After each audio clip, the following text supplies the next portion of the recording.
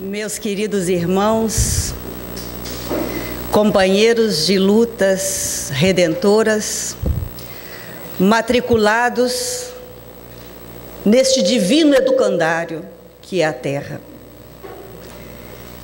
Que Jesus nos abençoe, nos inspire e que nos valhamos da assistência espiritual comum a todas as instituições votadas ao trabalho de difusão do Evangelho Redivivo. Muito feliz pela oportunidade de conhecer Colatina, de conhecer a Sociedade Colatinense de Estudos Espíritas, sobretudo os companheiros que a compõem. Meus irmãos, quando nós abrimos o Evangelho de João, que é considerado, diferentemente dos demais sinópticos, de um evangelho espiritual, o evangelho pneumático, pneuma, sopro, espírito, um evangelho todo peculiar na sua formação. Haja vista que muitas vezes João escreveu na primeira pessoa do singular, como se filtrando do próprio Cristo as direções, as orientações. E no capítulo 4, a partir do versículo 1, João narra a passagem conhecida por nós como o encontro de Jesus com a mulher samaritana, ou o discurso da água viva. E, começando essa narrativa, está lá que Jesus, com os seus discípulos, parte da Judéia em direção à Galileia, mais uma vez. Era-lhe necessário passar por Samaria. E é interessante a observação do Evangelho, que esta afirmação de João nos diz que o tempo é chegado para todos nós, porque o caminho comum era ao largo da Samaria. Os judeus não cruzavam a Samaria, subiam pelo flanco direito do Jordão, atravessavam a Pérea para chegar na Galileia. Mas como nenhum de nós vive à margem dos processos de evolução, esse tempo é chegado, o tempo dos encontros felizes, o tempo das revelações de verdades mais profundas. Era-lhe necessário, o Evangelho precisava chegar a Samaria estiolada, isolada, há 1000 anos, dentro da sua cultura social religiosa.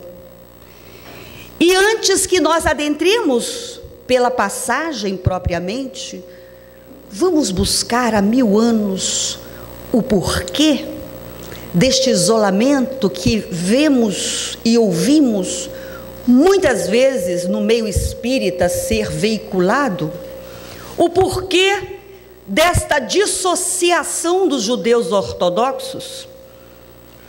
É porque há 1000 anos, as 12 tribos israelitas grupavam-se no norte da Palestina, a oeste do Rio Jordão. E um bocado delas a leste desse mesmo rio. E pelo advento do reinado de Saul, ele localiza estas tribos, ele as unifica, ele cria uma estrutura basilada no conhecimento do Deus único, porque nós sabemos que Moisés esteve no reinado de Ramsés II, certo? 1200 anos. Então o conhecimento da unicidade de Deus, ela vem, já estava naquele período há 200 anos sendo uma convicção entre os judeus. Então, este processo é mantido pelo filho Davi e pelo neto Salomão.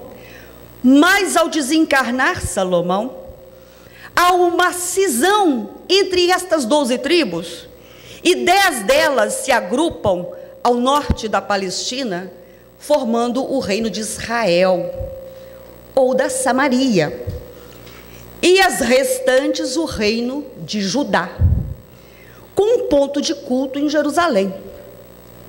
Sendo que não existia ainda na Samaria um lugar específico de se cultuar a esse Deus único, e isso era feito em toda parte, especificamente em Betel e em Dan.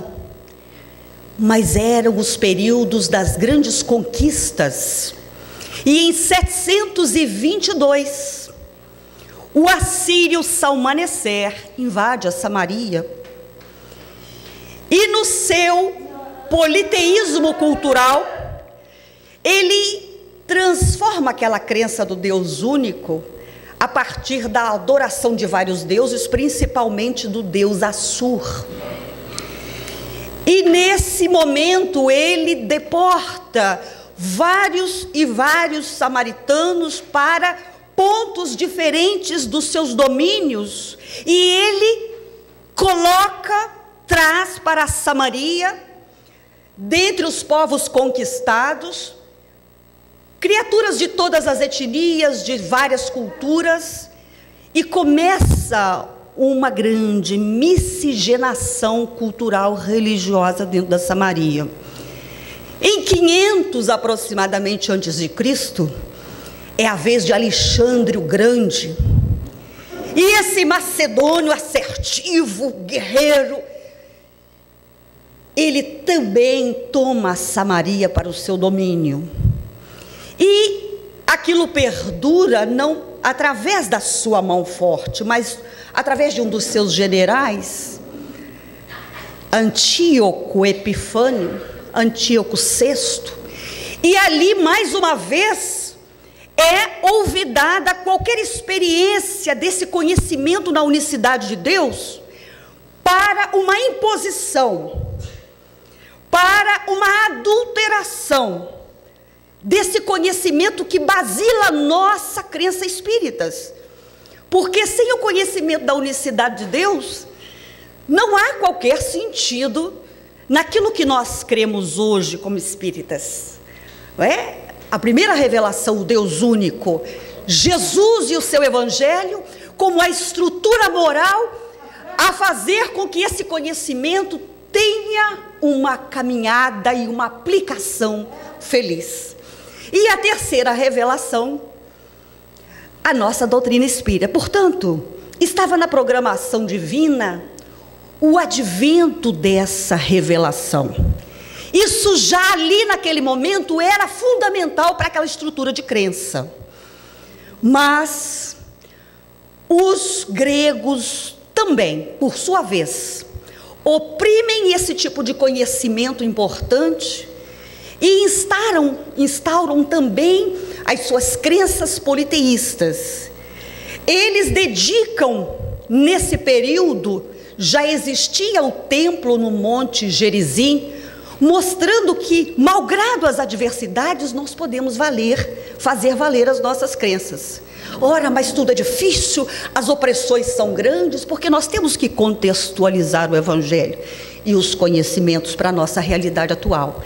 Então existiam judeus que queriam continuar na crença da unicidade de Deus, no propósito da evolução espiritual. E eles inauguram no Gerizim este templo para, como eles diziam, a adoração de Deus. Mas o que acontece com o domínio grego? Eles tomam esse templo e dedicam a Zeus, um dos grandes deuses do panteão grego.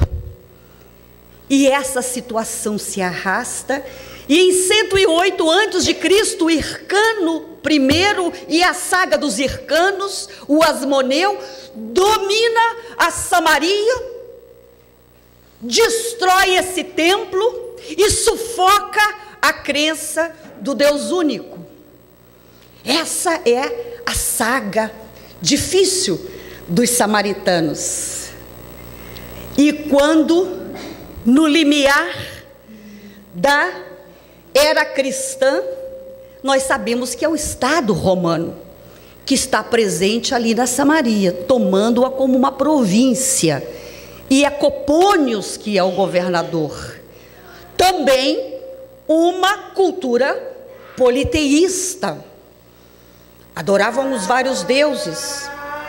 E a partir daí, os clientes do Estado romano, Herodes o Grande, cuja perversidade, cuja dureza de coração nos assusta até hoje, mandou matar vários rabinos, e ele, inclusive, mandou assassinar membros da sua própria família. E ele, como cliente do Estado, ele recebe a Samaria e algumas províncias da Síria para dirigir. E como isso se herdava, essas posses se herdavam, e esses legados podiam ser transferidos de pai para filho, nós vemos Herodes Arquelau herdando do seu pai essas terras, e Herodes Antipas, justamente no momento em que Jesus demanda para a Galileia, e era-lhe necessário passar por Samaria, porque aquela história sociocultural religiosa estava no momento de se alterar, porque a evolução das sociedades que estagiam nesse educandário da terra, ela é muito importante. Quando o período vem, não há nada que obstaculize esse desenvolver, este fluir da revelação e da sedimentação de valores espirituais superiores. E ao chegar a uma cidade chamada Siquém, ele repousa, descansa, enquanto os discípulos demandam a cidade junto ao poço do patriarca Jacó. Era a 6ª hora, diz o evangelista, o que significa dizer que era meio-dia, sol a pino. E uma mulher samaritana se encaminha para o poço com seu cântaro. Ao meio-dia, uma mulher sozinha. Ela andava órfã, ela andava apartada das suas companheiras, que usualmente buscavam a água no poço nas horas mais amenas do dia. E por que aquela mulher estava só? Do que ela fugia? O que acontecia no interior dessa mulher, que alguns apócrifos, aliás, muito ricos, nomeiam como Fotine? E esta mulher encontra Jesus, que virando-se para ela pede: mulher, dá-me de beber. E ela, assustada, diz: como pode tu, sendo judeu, pedir a mim de beber, que sou mulher samaritana? E ele diz a ela: se tu conhecesses os dons de Deus e aquele que tu pede de beber, serias tu que lhe pedirias servir, oferecer a água viva. E ela, interessada cada vez mais, pergunta: mas Senhor, como tirará a água do poço, sendo ele fundo? Tu não possuis cântaro. O nosso patriarca Jacó, sim, ele se serviu desse poço, descedentou seu gado e a sua família. Mas como tu, Senhor, me servirá esta água viva? E ele diz a ela que, em verdade, todos aqueles que bebessem daquela água, eles voltariam a ter sede. Mas quem bebesse da água viva, jamais voltaria a ter sede. Ora, e quem nos oferece algo permanente, e quem nos oferece algo que perdure pelos tempos e que se edifique na estrutura espiritual, como nós não vamos nos interessar? E como ela, e sendo a própria Samaria, porque o Evangelho só possui sentido se contextualizado, se sentido na sua magnífica pujança espiritual, e não podemos vivê-lo à distância. Como diz um escritor, célebre, que aliás cita muitos apócrifos, que são muito ricos, russo, chamado Dmitry Merezhkovsky, num seu livro chamado Jesus Desconhecido, ele relata que o mundo como está e o Evangelho são incompatíveis, ou um ou o outro terá que perecer. Parece duro o discurso dele, não é? Porque não há como coadunar. E nós sabemos perecer no sentido de ressurgir, de transformar. E, fazendo uma pequena digressão, lembramos que, assentados no sofá 2 dias, vendo os noticiários da TV, o repórter notificou que em Goiânia foram 20 homicídios no dia das comemorações da Copa, só em Goiânia. E nós lembramos imediatamente desta citação de Merezhkovsky, no sentido de tornar muito firme dentro de nós essa assertiva que o mundo como está e o Evangelho são incompatíveis. E é por isso que nós não podemos, nas nossas casas espíritas e nos nossos estudos pessoais, ter uma relação cerimoniosa com o Evangelho. Nós temos que ser personagens conviventes de Jesus. Nós somos aqueles que ora são admoestados, instruídos, orientados, salvos, curados, protegidos, amparados, esclarecidos. Nós somos os personagens do Evangelho, mas aqueles na condição misérrima, paupérrima, de orientação, na sede infinita do Espírito. Nós somos a Fotine da atualidade, e nós somos a Samaria estiolada da atualidade.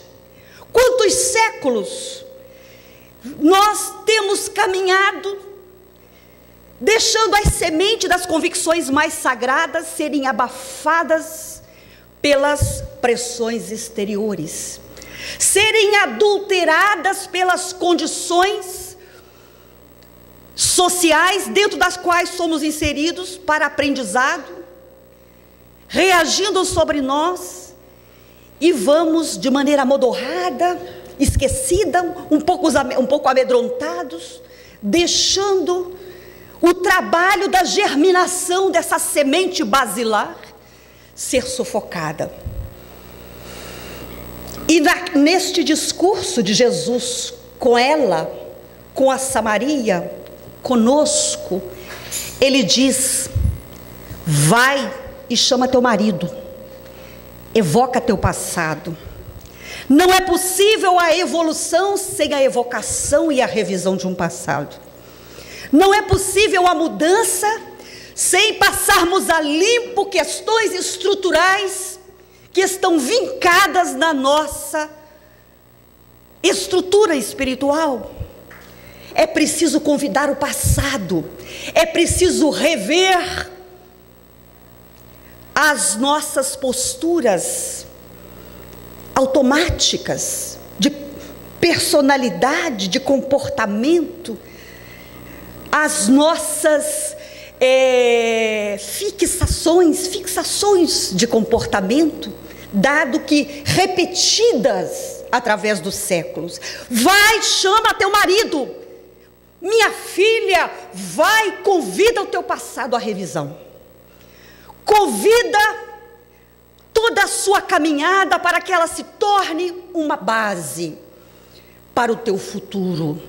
E não é possível construir um futuro sem a revisão do passado e sem o conhecimento do que somos, das fragilidades que trazemos, das dificuldades que precisam ser contornadas. Chama teu marido. Mas eu não tenho marido, Senhor. Disseste bem. 5 tu tivestes, e este que contigo está, não é teu marido. Será que Jesus se referia a maridos? Será que Jesus se referia a esposos? Jesus se referia a algo muito além, porque ela dizia não ter, e ele afirmava: todos temos algo a revisar, não conseguimos enxergar o que está conosco. Ela dizia: não tenho nada para evocar, eu acho que eu estou bem, eu vou à casa espírita, eu tenho feito os meus empenhos, eu acho que eu não tenho nada para retirar para as avaliações mais sérias. Nós achamos, mas Jesus nos diz: tem, e muitas coisas que circundam a tua vida não pertencem a este programa redentor de evolução. E ela, percebendo a acuidade, a grandeza espiritual daquele homem, ela diz para ele que gostaria realmente de receber dele aquilo que ele tinha para oferecer, e inclusive depõe a ele a certeza da vinda do Messias, de Jesus o Cristo, que ela tinha absoluta convicção de que ele viria, e que, se era possível, o que ele estava dizendo é que deveriam os samaritanos adorar a Deus lá em Jerusalém, em lugar de adorá-lo no Monte Gerizim. E Jesus esclarece a todos nós, samaritanos da atualidade: o tempo chegará em que não adoraremos a Deus nem em Jerusalém e nem no Monte Gerizim, mas nós o adoraremos em espírito e verdade. A hora é chegada, e a hora é, ele diz, em que os verdadeiros adoradores adorarão ao Cristo, ao Pai, melhor dizendo, em espírito e verdade. E nós percebemos que é para nós que ele está falando isso. Como é atemporal o Evangelho. A hora, meus irmãos, é chegada. A hora é em que essa nossa unicidade, essa nossa afinização com os valores espirituais superiores não podem mais ser postergados. E eles não estão vinculados às estruturas físicas de nenhum lugar. Estão vinculados aos esforços interiores de evolução, às grandes superações íntimas, às grandes renúncias, aos grandes esforços. A casa espírita nos recebe amorosamente, a doutrina espírita nos oferece todo o conteúdo, mas o grande trabalho, disse Paulo: vós sois templos de Deus vivo, Deus habita em vós. Então essa relação, ela se dá no interior de cada um. É preciso que esta nossa vinculação com os páramos maiores da vida, ela se dê no nosso dia a dia, é naquele momento que as lutas no lar se fazem mais duras, em que as dificuldades no campo moral, espiritual, relacional do nosso presente se tornam mais difíceis. É nesse templo em que, dentro dele, é que deve pelejar o cristão da atualidade. E ao afirmar na sua convicção de que o Cristo viria, ele diz: eu o sou, eu que falo contigo.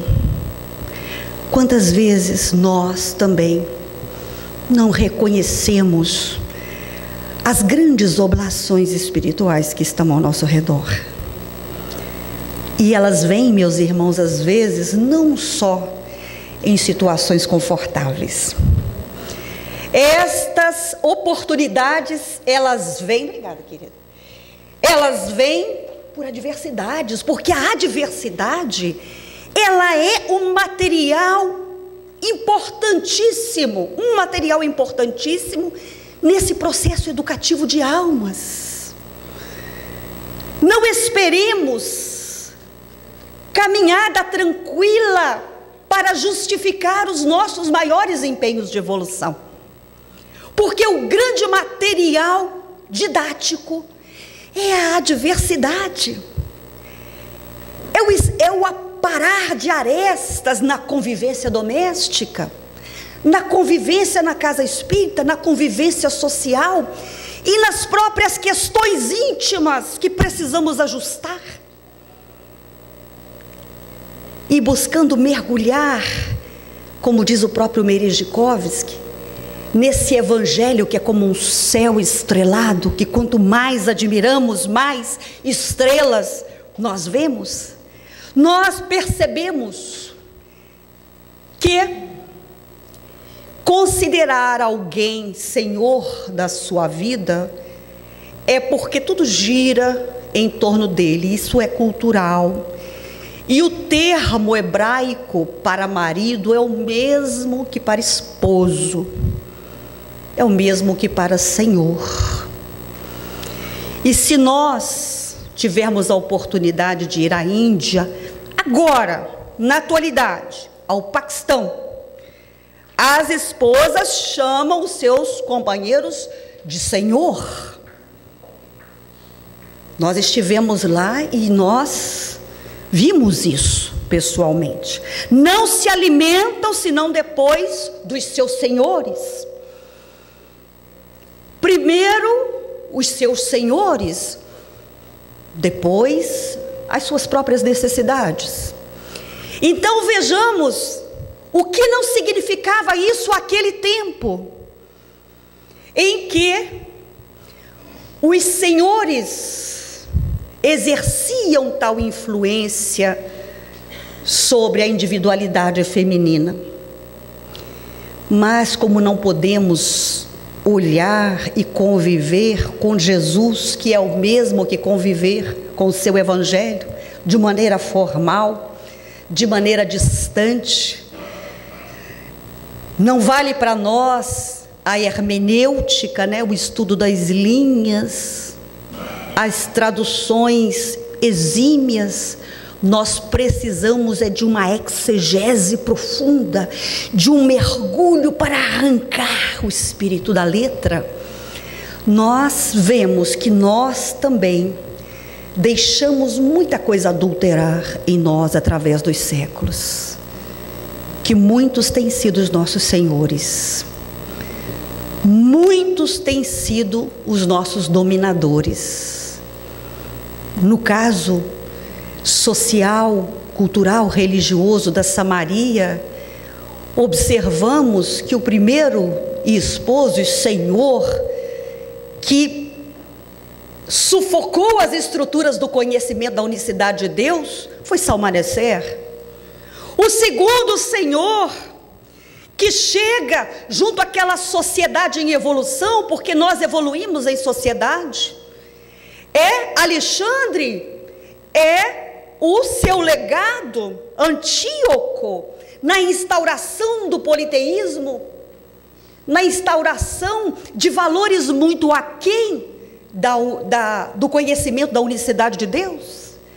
Nós percebemos que o terceiro senhor pode estar muito bem representado por Hircano, que destrói, que coloca abaixo valores sagrados para os samaritanos. Todos se impõem, todos rebaixam, todos sufocam a estrutura natural de crença dos samaritanos. Percebemos que nessa caminhada é Copônios o quarto marido, e é o nosso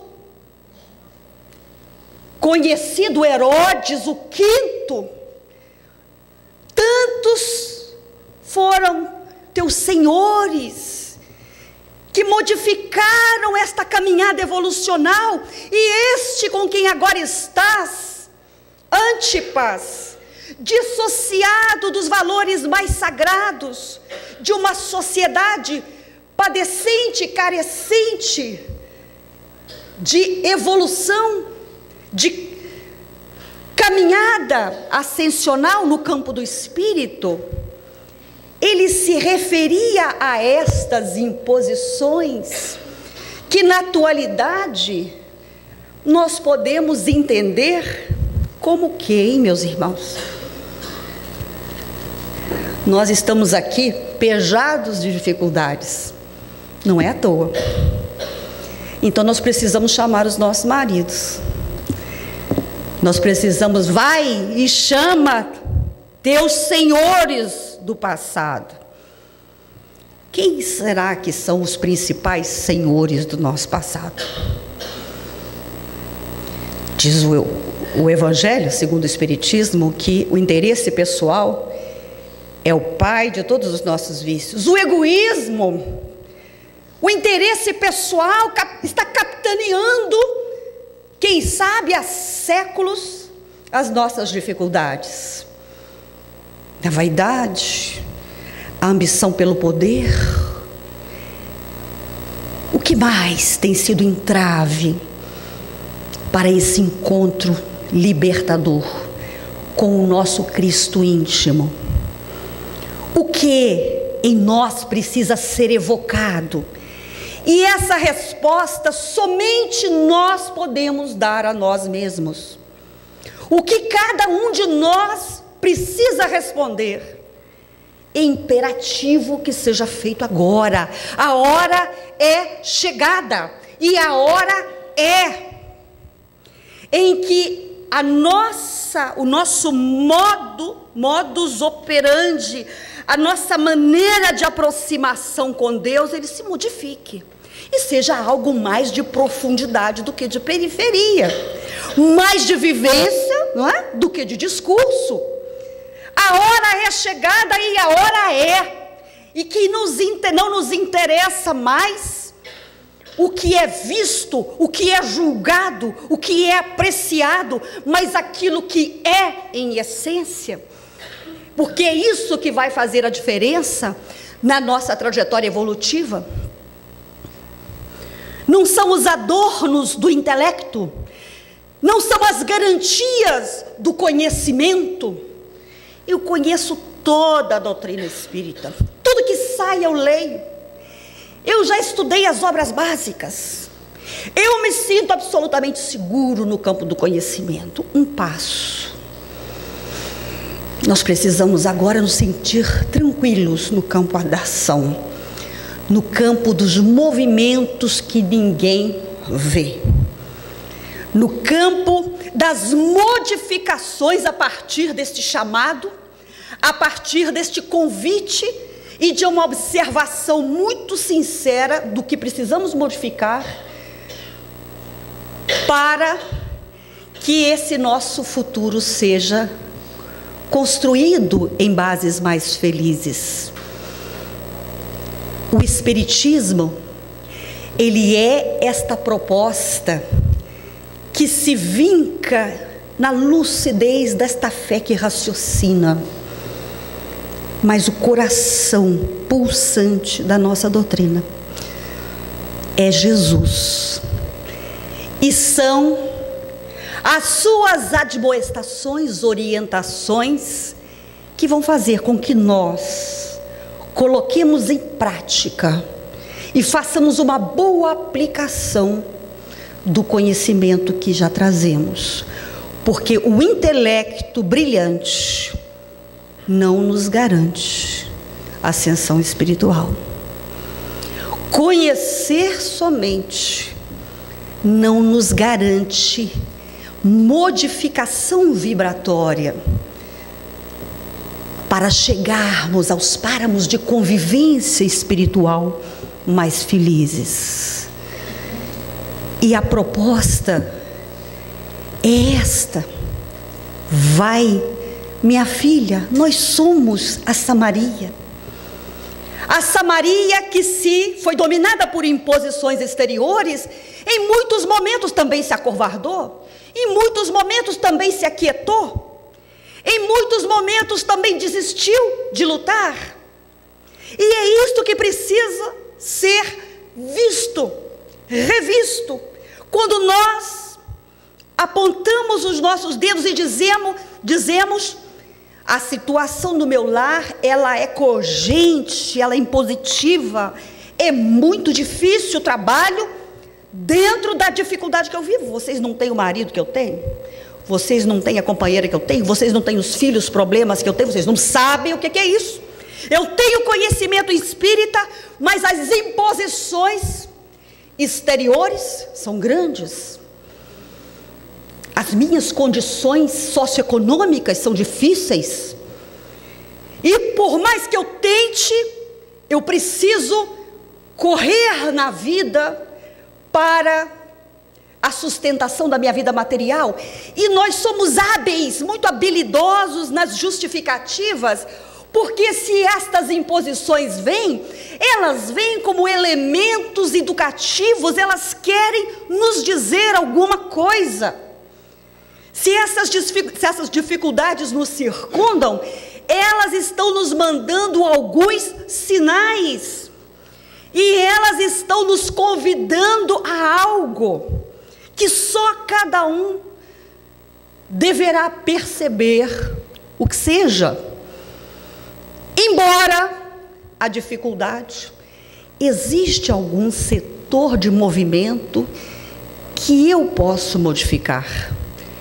A maneira com que eu lido com esta dificuldade, a maneira com que eu lido com esta adversidade, já é um passo. A maneira com que eu reajo a estas dificuldades. Portanto, nós todos temos condições de não sermos adulterados, modificados por estas situações educativas advindas pela reencarnação, nos grupos familiares e sociais em que fomos inseridos. Desta feita, meus irmãos, o que nós vemos é que as dificuldades são as mesmas que as de ontem, e que nós temos dessa direção em nossas mãos. Quem leu uma obra do respeitável Divaldo Ferreira Franco, Trilhas da Libertação, espírito Manuel Filomeno de Miranda, verificou no bojo do livro que há um momento em que um líder das regiões mais densas da espiritualidade, ele é resgatado para a encarnação, vocês se lembram? E que há um movimento de eleição para um novo líder.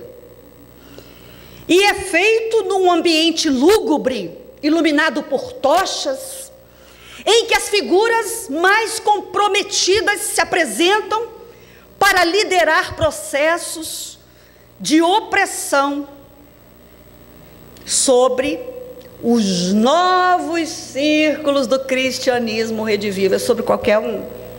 Está lá no livro do Manuel Filomeno de Miranda. Sobre os elementos que compõem os novos círculos do evangelho redivivo. Está falando sobre nós. E quando o elemento lá é eleito, que é o líder mongol da genealogia do Gengis Khan, se lembram que é o Timur Lenk? Cocheando com uma perna de pau, né, naquele visual esdrúxulo, ele chega no ambiente, porque a inteligência é atributo também dos espíritos votados ao mal, infelizmente. Achamos que os espíritos que estão caídos vibratoriamente, que eles não têm inteligência, e tem muita inteligência, e às vezes senso estratégico muito maior do que o nosso. E eles traçam um projeto, e esse espírito manda para o orbe um grupamento de entidades para verificar as nossas fraquezas. Mas ele não manda para toda parte. Ele manda para os novos círculos do cristianismo redivivo. Vocês se lembram qual foi o relatório a nosso respeito? Poder, dinheiro, sexo, narcisismo. São 5, né, Roberto? 4. Falando a nosso respeito. E diz um dos sequazes: se eles não caírem em um, cairão em outro. E todo este processo, instigando as nossas fragilidades no campo da sexualidade, no campo das nossas paixões, porque a volúpia pelo poder é uma paixão infeliz, que infelizmente domina muitos elementos nas nossas fileiras. A vaidade de achar que nós somos alguma coisa. Tudo que nós fazemos, por hora, como diz um amigo nosso, é devolução. Nós não estamos na condição de sermos efetivos trabalhadores do Cristo. Nós estamos devolvendo à sociedade aquilo que nós retiramos no passado. Então, nós temos esse relatório preocupante, alarmante a nos dizer que nós temos cuidado da aparência muito mais do que deveríamos. O narciso, e vem de uma palavra grega que quer dizer entorpecimento. O narciso, ele é um entorpecido, né? Entorpecido na sua própria imagem, no seu desejo de estar bem. O que, meus irmãos, é natural dentro do limite. Vamos nos alimentar dos orgânicos, vamos fazer os nossos exercícios, vamos ter uma alimentação saudável, mas vamos ter saúde espiritual, saúde mental, porque nós alimentamos de orgânicos, nós não comemos carne, nós temos o nosso trajeto de exercícios físicos, mas por uma invigilância, o nosso pensamento está criticando o comportamento de um companheiro. A nossa mentalização está em torvelinho com relação a alguém. As nossas emoções, por algum motivo, têm se desajustado. Portanto, é um somatório. E digo mais, saúde essa precípua, espiritual, a se refletir no físico, a se refletir no exterior, porque qualquer beleza possível, ela é uma emanação energética, que todo ser humano projeta. Quem visitava nosso Chico Xavier, ao entrar pela porta, já sentia os seus corpos brandirem, tremerem, pelas vibrações do Chico. E a hora é chegada, a hora é em que nós cambiemos o nosso roteiro de adoração, entre aspas, de devoção. O que tem sido alvo de nossa devoção, o que tem ocupado os nossos dias e assoberbado as nossas mentes, o que tem sido foco da nossa devoção, porque a hora é chegada em que esse tipo de devoção, ela tem que ser espiritual, ela tem que ser íntima, na verdade espiritual de cada um, dentro dos seus níveis de compreensão, de evolução. E nós vamos caminhando nesta narrativa, em outras tantas, percebendo que Jesus nos chama diariamente quando abrimos o Evangelho. Há sempre uma nova orientação. E é fato que nós estamos num momento imperativo, em que não é possível mais adiar projetos de transformação. Nós estamos vivendo um momento com condições tais que ele não nos será oferecido se nós o vilipendiarmos nos mesmos moldes no futuro, não. Nós temos ao nosso redor, com o conhecimento da doutrina, com os amigos que temos, nas situações em que fomos inseridos, todas as condições de convidarmos esse passado para revisão, convidarmos os nossos esposos, os nossos senhores, e fazermos uma faxina com sinceridade. Olha, a minha mãe, que as pessoas mais queridas nos dizem: olha, você precisa trabalhar isso assim, você é muito impulsivo, olha, você está muito fixado no problema com aquela pessoa, tira a cabeça disso. Esses conselhos que vêm das nossas mães, dos nossos amigos mais caros, dos nossos irmãos, dos nossos companheiros na casa espírita, são convites a estes senhores que nos dominavam e que obstaculizavam esse nosso projeto de ascensão. Ouvir mais aquele que diz: você pensa que nessa questão sua com essa pessoa, você não tem uma participação negativa. Olha, porque você também não tem reagido bem. Naquela questão da mágoa com outra criatura, você, com o conhecimento que tem, meu irmão, já poderia ter deixado isto, sepultado isso, nos diz um amigo, nos orienta um companheiro. Vai e convida o teu passado e convida aqueles que têm sido os senhores da tua vida. Quando vamos aos Atos dos Apóstolos, nós vemos que Pedro e João subiam para o templo à hora nona. E eles, diferentemente de Fotine, não caminhavam à sexta hora, ao meio-dia, porque fugiam da convivência, fugiam da realidade. Andava só, a consciência conturbada. Por isso que ela buscava a água com o sol a pino, sozinha, sem as companheiras, porque nós geramos todas essas dificuldades que nos acompanham no momento. E de tal maneira nós vamos nos estiolando da camaradagem de amigos, nós vamos nos apartando e começamos a caminhar órfãos. Mas diferentemente dela, Pedro e João encaminhavam-se para o templo na hora exata, que era a hora do culto no templo judaico, a hora das orações. E eles não iam para um templo cristão, eles iam buscar um lugar para orar. A nos dizer igualmente que não é no Monte Gerizim, e não é em Jerusalém, que não é só na casa espírita, que nós temos que buscar condições, seja onde for, desse intercâmbio espiritual feliz.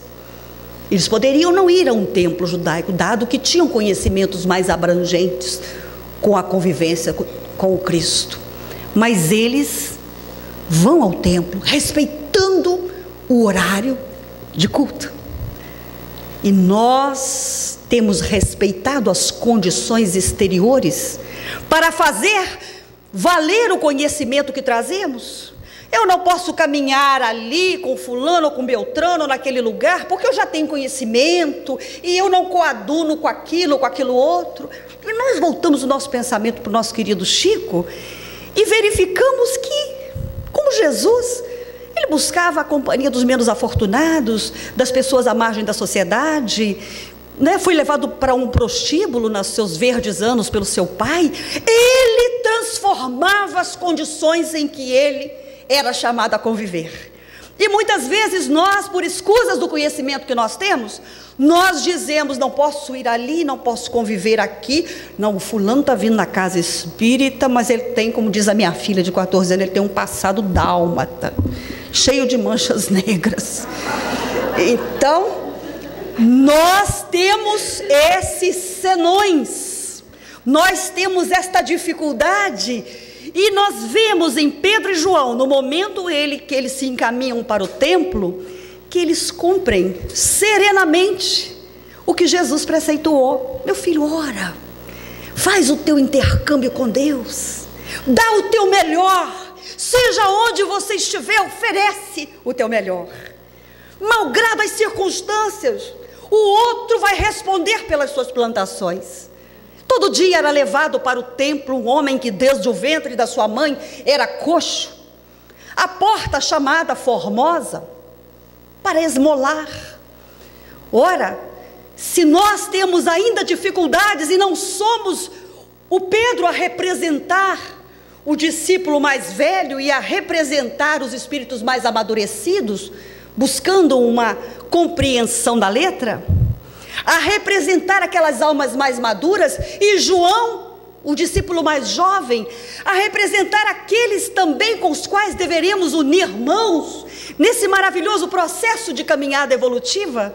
Se nós temos essa dificuldade de simplesmente atender o chamamento para as ações espirituais mais dignas e superiores, dadas as nossas restrições, nós não somos ninguém menos do que o coxo, assentado no estreito limite da matéria e do espírito, ora lá no mundo, ora nos valores espirituais e de mãos estendidas, esperando que todas as circunstâncias exteriores, elas venham modificar aquilo que eu passo, aquilo que eu sofro. Mas um dia o doutor Bezerra vai mandar uma mensagem para mim lá na casa espírita, um dia eu vou receber uma orientação, e hoje não vai ter passe, eu quero passe, eu estou precisando passe, lá em casa o negócio está difícil, mas vai ter passe hoje não? Então nós vamos na condição de coxo, querendo que todas as situações exteriores venham alterar a maneira de nós sermos, e nós ficamos assim. E quando nós estamos no chão, quando nós ficamos no limite, porque coxos são, coxo significa uma restrição, e as nossas restrições na qualidade de coxo são de cunho espiritual, moral, geradas no ventre das nossas experiências passadas. E é por isso que nós nos tornamos às vezes caídos vibratoriamente, porque não retrogradamos espiritualmente, mas descambamos vibratoriamente, e depois temos que fazer aquela força de ascensão novamente. Nós não vemos nada a não ser o pó do chão. Quando nós nos colocamos nessa posição de vítimas, nós só vemos, a horizontalidade de tudo que é pó, dificuldade, porque nós não mudamos o padrão vibratório. Nós queremos é que algo venha de fora mudar aquilo que eu vivo, e nós ficamos sempre assim: se o fulano fosse diferente, se lá na minha casa fosse diferente, se o meu marido fosse diferente, se as condições que eu vivo fossem diferentes, se lá na casa espírita eles fizessem uma reunião específica para mim, uma desobsessão assim de umas 6 sessões, eu acho que ia mudar aquela dificuldade lá no meu lar. E nós vamos colocando isso, outorgando essas responsabilidades aos dirigentes, à casa, aos espíritos, não é? Então João e Pedro representam para nós os nossos benfeitores espirituais, não são? Quando nós entendemos o Evangelho no seu contexto sublime, não é? Amigos espirituais, nosso amado Bezerra, nos ajuda, me ajude nisso e naquilo. E o que acontece quando eles se aproximam? Olhe para nós. É a primeira solicitação do Pedro, e é a primeira solicitação dos Espíritos para nós. Muda o teu padrão vibratório, tira os olhos do pó. Olhe, meu filho, para nós. Eles estavam no alto. Muda a tua perspectiva, muda a tua visão de mundo, muda a tua observação do que seja felicidade, do que seja paz. Olhe para nós, modifica esses seus condicionamentos atávicos, esses teus condicionamentos atávicos de felicidade, de paz, porque não temos prata nem ouro, mas aquilo que temos, isto te damos. Em nome de Jesus Cristo Nazareno, levanta-te e anda, porque você não terá do mundo representado pela prata e pelo ouro as respostas de felicidade que você espera, meu filho. A prata e o ouro a simbolizarem todas essas expectativas no mundo, jamais a espiritualidade vai nos oferecer. Quando eu puder montar uma casa espírita, eu vou ter este dinheiro para poder fazer uma creche, para poder montar um abrigo, para poder fazer um trabalho. Não é aí, não é a prata e o ouro que irá oferecer a chancela ao nosso trabalho, mas o nosso empenho íntimo, esta adoração, esta devoção aos valores espirituais em qualquer parte e em qualquer lugar. E ele levanta, ele bate o pó das roupas, e ele decide, porque a hora é chegada e a hora é, não há tempo. E ele entra para o templo, acompanhando Pedro e João. E é preciso evocar o nosso passado para saber se diante do convite, se nós batemos esse pó antigo, se nós nos firmamos das nossas pernas, e se nós temos feito as opções corretas, se nós temos nos decidido e nos munido das forças para atender o que toda a programação dos nossos benfeitores acerca da nossa encarnação, a expectativa deles, se estamos atendendo a esta expectativa, porque ninguém é encaminhado para a experiência reencarnatória para falir. Ninguém. Não, do jeito que eu reencarnei não dá. É difícil. Quem vai melhorar numa situação dessa? Engodo. Não é verdade. Ninguém. Não há projeto para espíritos já iluminados por uma consciência espiritual, mesmo aqueles cujas programações são coletivas, não é? Acredito que nós que já estamos dando com os costados nas casas espíritas, já temos uma programação mais individual, já temos traçado um roteiro, e no momento que eles nos solicitam mudar o padrão da sintonia, mudar as nossas perspectivas, mudar os nossos anseios, mudar os clichês mentais, nós temos atendido. Nós temos marchado convictos para esse futuro. É isso que é preciso ser trabalhado dentro de nós, e nós temos todos os dias trabalhado isso. Se nós temos lançado mão para a nossa marcha ascensional, de todos esses recursos magníficos de conhecimento, de amparo, de solicitude espiritual, marchar, intimoratos, soldados do Cristo, cristãos da atualidade, cheios de conhecimento, que ilumina a caminhada, mas refertos de esforços que balizam passos firmes rumo a esta transformação. E não é por outra razão que no Parnaso de Além Túmulo, o Castro Alves, poeta baiano, conterrâneo do nosso querido amigo ali, deixa através das mãos do Chico esta evocação de marcha na lira Marchai, dizendo: há mistérios peregrinos, nos mistérios do destino que nos manda renascer. Da luz do Criador nascemos, múltiplas vidas vivemos, para a mesma luz volver. Buscamos a humanidade, as verdades da verdade, plenos de paz e amor. E em meio aos mortos vivos, somos míseros cativos da iniquidade e da dor. É a luta eterna e bendita, em que o espírito se agita na trama da evolução. Oficina onde a alma presa forja a luz, forja a grandeza da sublime perfeição. É a gota de orvalho caindo no arbusto que vai subindo, pleno de seiva e verdor. É o fragmento do estrume que se transforma em perfume na corola de uma flor.